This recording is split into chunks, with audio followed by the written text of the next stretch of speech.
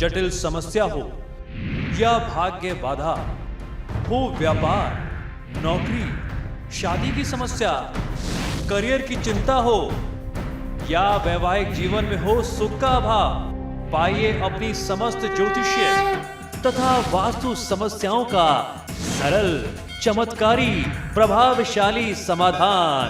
एक जाना माना और विश्वसनीय नाम, आचार्य पंडित श्री वैभवनाथ शर्मा जी, काशी के 400 वर्ष पुराने प्रतिष्ठित और अंतरराष्ट्रीय ख्याति प्राप्त राज ज्योतिषी परिवार की 8वीं पीढ़ी के ज्योतिषी और वास्तु शास्त्री आचार्य पंडित श्री वैभवनाथ शर्मा जी के द्वारा व्यक्तिगत या फिर फोन पर अपॉइंटमेंट लेने के लिए कॉल करें 9818300146, 9990724131 या फिर ईमेल करें sharma.vaibhav@gmail.com पर।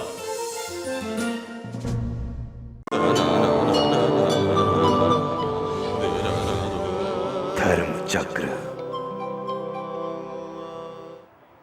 ब्रेक के बाद एक बार फिर धर्म चक्र में आपका स्वागत है। और चलिए अब हम आपको बताएंगे बिल्व पत्र से जुड़े कुछ उपाय और क्यों बिल्व पत्र के बिना शिव पूजा नहीं होती है पूर्ण। इन सब पर ज्यादा विस्तार से जानने के लिए चलते हैं पंडित वैभवनाथ शर्मा के पास। नमस्कार। आज मैं आपको बहुत ही विशेष उपाय बताने जा रहा हूं जिनमें आप प्रयोग करेंगे बेलपत्र। जी हाँ, आज जानिए बिल्व पत्र से जुड़े हुए कुछ खास उपाय जो चमका सकते हैं आपकी किस्मत, जगा सकते हैं आपका सोया हुआ सौभाग्य। तो आइए अब देर क्यों करते हैं, आइए अपने कार्यक्रम को आगे बढ़ाएं और जानें क्या है ये चमत्कारी उपाय। ऐसा माना जाता है कि बिल्वपत्र शिव जी को अत्यंत प्रिय है। जो भी भक्त पूरी श्रद्धा और आस्था के साथ शिवलिंग पर बिल्वपत्र अर्पित करता है या बिल्वपत्र से शिवार्चन करता है, उसकी सभी इच्छाएं, मनोअभिलाषाएं भगवान महादेव स्वयं पूर्ण करते हैं। आज मैं आपको इसी क्रम में बताने जा रहा हूं बिल्व पत्र से जुड़े हुए कुछ खास और विशेष उपाय। तो इस उपाय को जान लेना अभी से ही आपके लिए बहुत आवश्यक है, जिससे आप सावन मास में ज़्यादा से ज़्यादा इस विधि से महादेव की पूजा करें तो महादेव आपके ऊपर प्रसन्न हो जाएं और धन और ऐश्वर्य, अपार शोहरत की बारिश करें। बिल्वपत्र के बिना शिव पूजा कभी भी पूर्ण नहीं होती, ये बात बहुत अच्छे से जान लीजिए। अगर आपने शिव पूजा की और शिव पूजा में बेलपत्र का प्रयोग नहीं किया तो आपका अनुष्ठान, आपकी पूजा अधूरी है, पूरी नहीं होगी। शास्त्रों में शिव जी के लिए कई प्रकार की पूजन विधियां बताई गई हैं। इन विधियों में कुछ कठिन भी है और कुछ बहुत ही सरल भी है। यूँ तो हमारे भगवान शिव को भोलेनाथ भी कहा गया है, जो बहुत ही भोले हैं और तत्क्षण ही प्रसन्न हो जाते हैं। आपने देखा होगा कि भोलेनाथ की पूजा में बहुत ज़्यादा दिखावा या बहुत ज़्यादा आडंबर की आवश्यकता नहीं होती। महादेव की पूजा में एक लोटा जल ही पर्याप्त होता है। बस उनको चाहिए आपके अच्छे, शुद्ध और निष्कलंक, निष्पाप भाव। मन से आप जितने शुद्ध भावना से आप उनकी पूजा करते हैं, भगवान भोलेनाथ उतनी ही आसानी से प्रसन्न होते हैं। आपने देखा होगा कि भगवान भोलेनाथ की पूजा में और चीज़ें क्या प्रयोग होती हैं?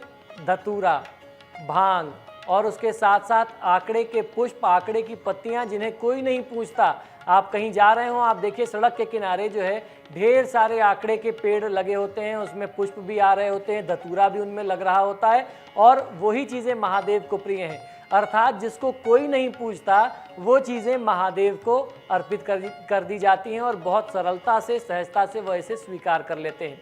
आइए अब जानते हैं कि किस प्रकार बिल्व वृक्ष के पूजन से आप हो सकते हैं मालामाल। ये जानना बहुत आवश्यक है। अभी मैंने आपको बताया कि आप महादेव शिव के ऊपर भी बिल्व पत्र का अर्पण करें तो आप अपनी आकांक्षा पूरी कर सकते हैं।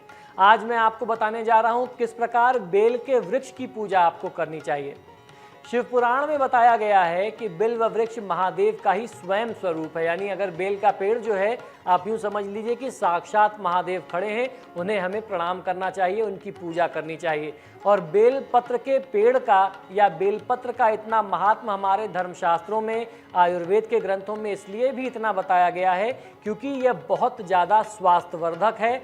बेल का किसी भी प्रकार से प्रयोग करना, चाहे बेल के पत्तों का प्रयोग करना, बेल के फल का प्रयोग करना, बेल के वृक्ष की छाल का प्रयोग करना, उसकी जड़ का प्रयोग करना, नाना प्रकार के रोगों में तत्काल प्रभाव से हमें लाभ देता है।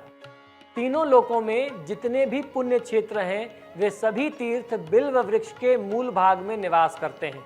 जो मनुष्य बिल्व वृक्ष के मूल भाग में महादेव का ध्यान करते हुए पूजन करता है उसे शिव जी की कृपा तत्काल प्राप्त होती है। बेल के वृक्ष के पूजन के लिए आपको कौन कौन सी चीज़ों को प्रयोग में लेना चाहिए, आइए वो बताता हूँ। सबसे पहले गंध, धूप, कुमकुम और कुछ भोग यानी प्रसाद की चीज़ें, नैवेद्य जो है वो आपको एकत्रित रखनी चाहिए। इन सभी पूजन सामग्री से आपको उनकी पूजा कर लेनी चाहिए। ऐसे पूजन से कोई कंगाल से कंगाल व्यक्ति भी मालामाल हो सकता है। किसी भी शुभ मुहूर्त में बिल्व वृक्ष की जड़ के समीप आपको एक देसी घी का दीपक जलाना चाहिए। खासतौर पर ये उपाय आप संध्या काल में करें, शाम को 5 से 7 के बीच में करें। ऐसा करने पर शिव जी की असीम कृपा आपको प्राप्त होती है। बिल्व वृक्ष का परिचय क्या है, आइए ये भी आपको बता देता हूँ। बिल्व वृक्ष मध्यम आकार का वृक्ष होता है, इसमें कांटे भी होते हैं। इस वृक्ष की पत्तियां मुख्य रूप से 3-3 की संख्या में जुड़ी होती हैं। इसी को त्रिदल कहा जाता है, यानी 3 दलों वाला एक पत्ता। इन 3 पत्तों को ब्रह्मा, विष्णु और महेश का प्रतीक माना गया है। वृक्ष की पत्तियां 3-3 के साथ साथ 5-5 के गुच्छों में भी लगती हैं। 5 के गुच्छों वाली पत्तियां आसानी से मिल नहीं पाती, ये बहुत दुर्लभ होती हैं। 5 पत्तों वाला बिल्व पत्र जो है वो बहुत ही दुर्लभ माना गया। इसके अलावा 7, 9 और 11 पत्ते के बिल्व पत्र भी बताए जाते हैं। मैंने देखा नहीं है, मैंने 5 पत्ते वाले बिल्व पत्र बहुत देखे हैं। बिल्व का फूल सफ़ेद रंग का होता है, इसमें सफ़ेद रंग के छोटे छोटे फूल आते हैं। इसके फल गोल आकार का होता है और सख्त होता है इसका फल। ये फल खाने में स्वादिष्ट एवं मधुर सुगंध वाला होता है। जो भी व्यक्ति नियमित रूप से बिल्व वृक्ष पर जल अर्पित करता है उसे अक्षय पुण्य की प्राप्ति होती है। अक्षय पुण्य की प्राप्ति अर्थात ऐसा पुण्य जो कभी भी समाप्त ना हो, जिसका कभी भी क्षय ना हो, दिनों दिन बढ़ने वाला वो पुण्य होता है। इस वृक्ष के फूल, पत्ते और फलों का उपयोग कई प्रकार की औषधियों में भी आयुर्वेद में बताया गया है। नाना प्रकार की औषधियां इनसे बनाई जाती हैं। बेल पत्र को तोड़ने के क्या है नियम, ये आइए हम जानते हैं। ये पहले भी मैंने आपको बताया, लेकिन आज भी इस क्रम में जान लेना आवश्यक होगा। बेल पेड़ से पत्ते तोड़ने से पहले निवेदन करना चाहिए कि आप उस पेड़ से पत्तों को तोड़ना चाहते हैं और उसमें आपको निवेदन ये करना है कि आप किस उद्देश्य से बेल के पत्ते तोड़ रहे हैं। आपको उनसे आज्ञा लेनी होती है, विनय करना होता है कि हे प्रभु, महादेव की पूजा के लिए मुझे आपसे कुछ बेल के पत्ते चाहिए, वह मैं तोड़ने के लिए आया हूँ, कृपया आप मुझे आज्ञा दें और इसका जो भी पाप लगता है उससे आप मुझे मुक्त करें, क्षमा करें। इसके बाद बेल पत्रों को तोड़ करके शिवलिंग पर आप अर्पित करें। इससे शिव कृपा बहुत शीघ्र प्राप्त होती है। किसी भी मास की अष्टमी को, यानी हर महीने की जो अष्टमी आती है दोनों पक्षों में, जो चतुर्दशी आती है, अमावस्या की तिथि आती है, पूर्णिमा की तिथि आती है और सोमवार का जो दिन आता है, इन तिथियों में बेलपत्र नहीं तोड़ना चाहिए। सोमवार शिव जी का बहुत ही प्रिय दिवस है, इसलिए एक दिन पूर्व ही तोड़े हुए बेलपत्र शिव जी को आपको अर्पित करने चाहिए। बाजार से खरीद कर लाए हुए बेलपत्र किसी भी दिन शिव जी को अर्पित किए जा सकते हैं। बिल्वपत्र को 6 माह तक बासी नहीं माना जाता, यानी आपने आज जो बेलपत्र चढ़ाया, अगर आपको कल कोई बेलपत्र नहीं मिलता तो आप पुनः उसे शुद्ध जल से या गंगा जल से धो करके पवित्र करके आप इनको शिव जी के ऊपर अर्पित कर सकते हैं। और यह क्रम 6 माह तक किया जा सकता है, यानी 6 महीने तक एक बेलपत्र का प्रयोग बेलपत्र के अभाव में किया जा सकता है। तो ये रही बेलपत्र की महिमा।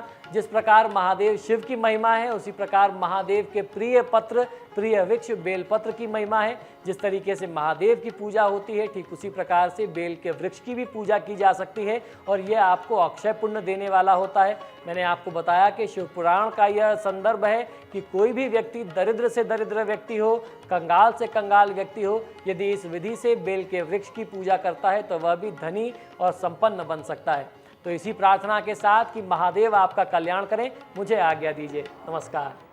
तो सुना आपने, बिल्व वृक्ष को महादेव का ही रूप माना जाता है और बिल्व वृक्ष की पूजा का एक खास महत्व होता है। इसका पूजन किसी को भी मालामाल कर देता है। फिलहाल यहाँ पर रुकेंगे एक ब्रेक के लिए। ब्रेक के बाद आपको बताएंगे कि धार्मिक परंपराओं में पान के पत्ते से कैसे पूरी होगी हर मुराद और दूर होगी हर परेशानी। फौरन हाजिर होंगे इस ब्रेक के बाद। धर्म चक्र। जटिल समस्या हो या भाग्य बाधा हो, व्यापार, नौकरी, शादी की समस्या, करियर की चिंता हो या वैवाहिक जीवन में हो सुख का अभाव, पाइए अपनी समस्त ज्योतिषीय तथा वास्तु समस्याओं का सरल, चमत्कारी, प्रभावशाली समाधान। एक जाना माना और विश्वसनीय नाम, आचार्य पंडित श्री वैभवनाथ शर्मा जी।